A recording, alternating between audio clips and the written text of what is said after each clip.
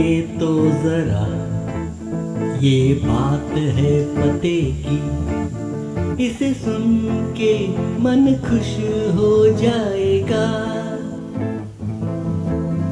ये ऐश जी का एक तोहफा है हम सब के लिए, जिसमें जुड़ के जीवन होगी हंसी।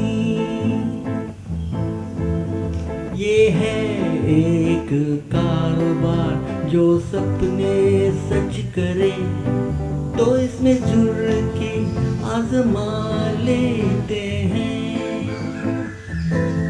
ये है Onpassive दोस्तों, और इसमें co-founder बनते हैं। इसमें प्यार है, पैसा भी है और खुशी। मुफारिस सर जी ने सोचा कि क्यों न सब ही सफलता पाए। सच है ये, ऐसा मौका न फिर आएगा।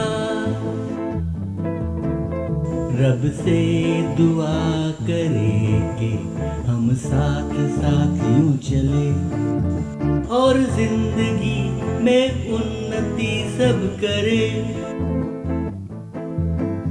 और जिंदगी में उन्नति सब करें।